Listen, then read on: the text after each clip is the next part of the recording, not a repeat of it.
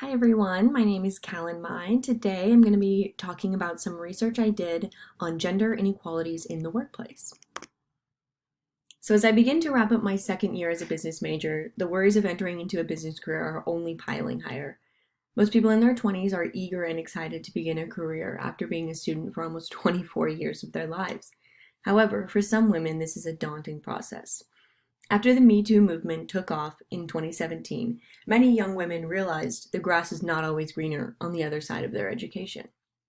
This is why I have decided to build my professional network with hardworking, successful women who have careers that inspire me.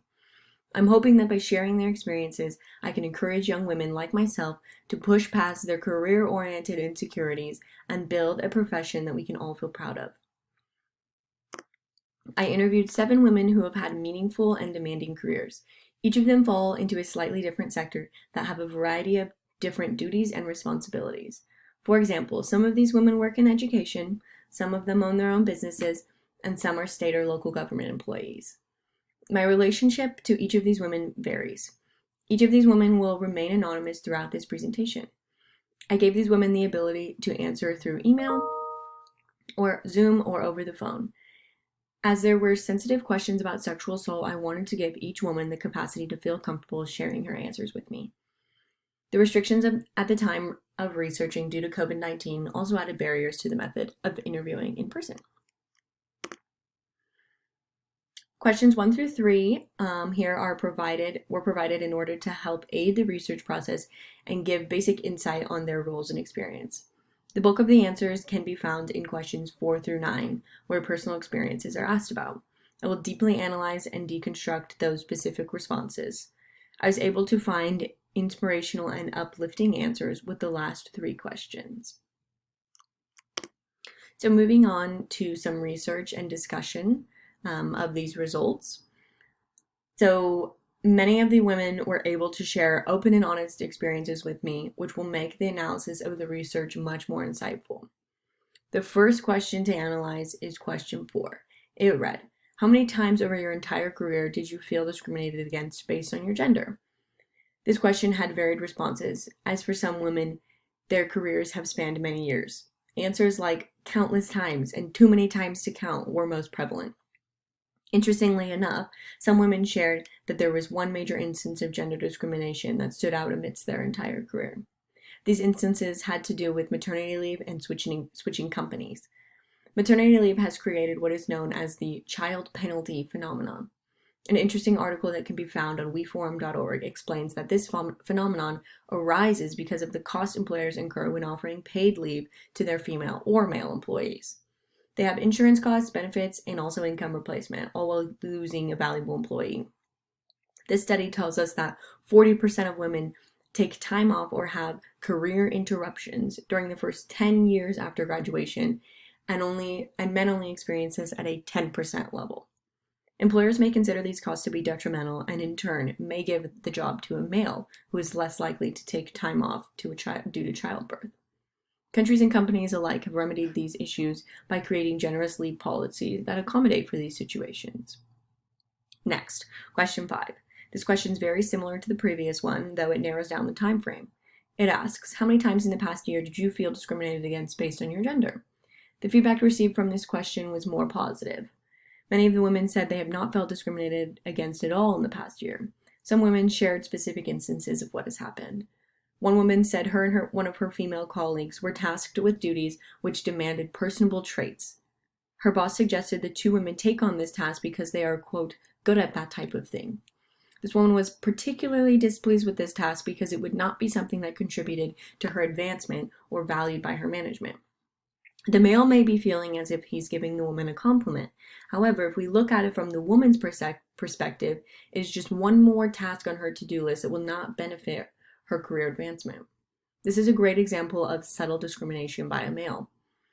It is illegal to blatantly discriminate against people based on their gender, race, or disability status. However, subtle discrimination is obviously still frequent.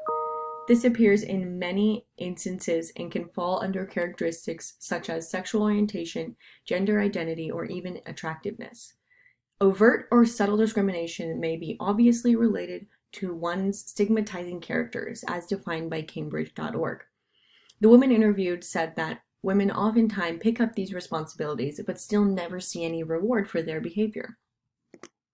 Moving on to question 6, the questionnaire asked the women if they had ever experienced unequal pay. This subject is interesting, as noted by one of the interviewees, because oftentimes in America your salary should not be discussed. As I began my research, the women's responses flooded in with a variety of different answers. 4 of the 7 women answered this question fiercely and were eager to share their negative experiences regarding pay. The other 3 women interviewed says this was not a prevalent issue. One shared a brief experience at the beginning of her career where she was paid less, but her boss quickly fixed the issue. For most women, however, it is not always a simple fix. One of the women explained a specific scenario she is currently struggling with, where a man with the same job title and same job description is being paid $4,000 more than her annually, while he has less experience both within the organization and externally. The current employer discussed this discrepancy with the woman I interviewed and had divulged that he negotiated his salary to that level during the hiring process. The woman was even more furious to hear that the man had the ability to negotiate, as both her and her female coworker of the same job title were never allowed to negotiate during their hiring process. The interviewee mentioned how this salary inconsistency is currently in violation of Idaho state law. According to Idaho Code Section 44-1701, it is illegal for an employer to pay any employee at a rate less than the rate at which it pays an employee of the opposite sex for comparable work. It is very disheartening to hear stories like this are happening within our own state and blatantly violating Idaho Code. Question 7 asks the women about experiences with sexual harassment. Sexual harassment has been defined by the Equal Opportunity Commission, or the EEOC, as unwelcome sexual advances, requests for sexual favors, and other verbal or physical harassment of a sexual nature. 5 of the women said yes, they had experienced some form of sexual harassment in the workplace. 1 said no, and 1 declined to answer. Many of the women explained there were many sexual comments made and inappropriate behavior towards them. One woman commented that she never realized the negative effects her sexual harasser had on her ability to work and the quality of work until she began working with a new boss who respected her as an equal. One woman was told to, quote, go back to the kitchen, while her and her colleagues were discussing research topics. To keep her anonymity, the industry she researches and works in is indeed a male-dominated field. Many women stated that they had reported the behavior, however, it was never addressed. Experiences were shared where many women had felt scared or they felt as if their job would be threatened if they came forward. One woman expressed that after she reported her experiences, 13 more women came forward accusing the same man. Her specific sexual assault experience happened in the 90s. She stated that after coming forward, her staff no longer supported her. She explained how she felt forced out because no one believed her accusations. She explained in detail how during that time period there was simply no way for the victim's experiences to be remedied. She was eventually asked to sign a non-disclosure agreement as the company feared she would sue. She declined to sign any papers because she felt as if she was doing it for the other women who had been accused and were too scared to come forward, and not for the money. The accused man was released from the company but never had anything about the assault documented on his record. He went on to lead large companies and had a very successful career after these sexual assault incidents. The woman who shared her experience is now retired and reporting that since retirement she has not faced any gender discrimination. However, she still feels that this experience ruined her entire career and took a drastic toll on her mental health. The EEOC reports that 25% of women will experience sexual harassment in the workplace, and 71% of sexual harassment incidents are never even reported. Why is this? Because 75% of women who speak out against workplace mistreatment will face some sort of retaliation, just as the woman I interviewed stated. While these are alarming statistics, we find hope in organizations such as the Me Too movement, Sexual Assault Awareness Month, which just happened this past April, and various other organizations that have developed over the years to combat this major issue for women in the workplace.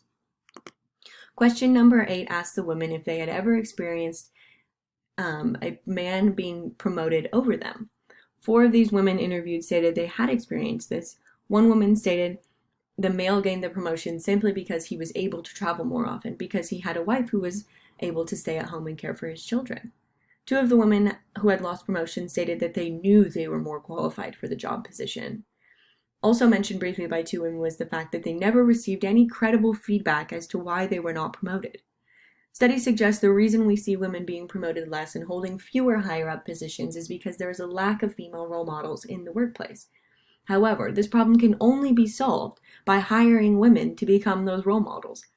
The number of women who are working has never been higher, and as we raise awareness of these issues, companies are increasingly implementing gender bias trainings and workshops in order to alleviate gender issues within their organizations. The last question to be deeply analyzed asks women if they have ever been too afraid for a salary that reflected their worth. This feedback provided many different avenues of examination.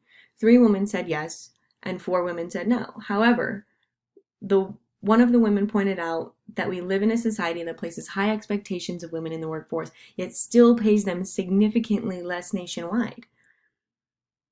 She stated that most women who have had a professional career for a long time most likely felt this at least once over their career. The woman explained how easy it is to doubt your worth, especially in times of transitioning companies or jobs. Other women elaborated that they had a boss who accepted women as equals in the workplace. That they stated that until they had a boss who accepted women as equals, they would never mention raising their pay to reflect their worth. The women shared experiences of fearing backlash of asking rather than the act itself. They feared that they were causing a commotion and were unsure if there would be negative consequences for that. Glassdoor research states that women accept a salary offered to them 70% of the time, while men only accept 52% of the time. The women who said they were not afraid to ask what they were worth did not elaborate on why. However, looking at all of the research, the conclusion can be drawn that if they have a boss or a manager or a supervisor who's understanding and accepting, the women will most likely advocate for themselves. The remaining 3 questions were to seek advice for young women. They asked, what do you believe has gotten you to your current position today? How do you combat gender discrimination in the workplace? And what advice would you give to young women entering a male-dominated field? The advice received was phenomenal. Women stated things that have gotten them to where they are today are working hard, treating everyone as equal, being able to adapt, having discipline, drive, and diligence, being confident, ambitious, and strong-willed. Many women how important building strong connections with both men and women were to their career. The women answered that they combat gender discrimination in the workplace by simply calling it out when you see it or hear it, controlling the controllable aspects of the job, by being proactive and setting a tone early on in your career, and keeping things professional. They also suggested that honest communication and having proper documentation of these expectations or policies was also helpful in combating gender issues.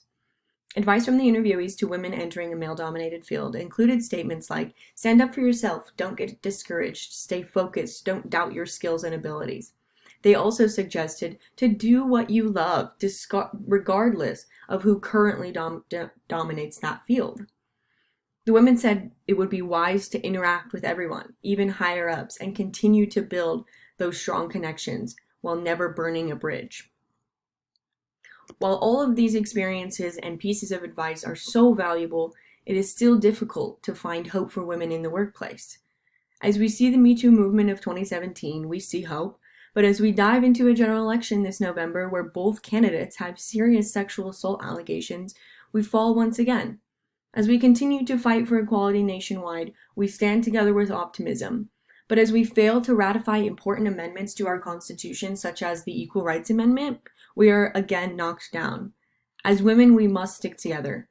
We need women such as the ones interviewed in this research to continue to share and explain how women can prevail. Women must become respectable mentors in order to ensure our next generation of women will be strong and well equipped to continue to change this data. We must hold the workplace accountable and create a truly equal environment for women and men alike. We need to train bystanders and witnesses of these discriminatory acts and make sure if they see something, they say something. We need crucial laws to reflect ideas of equality and be enforced properly. There is hope, but there is also a fight to be had, and we must keep going. Thank you.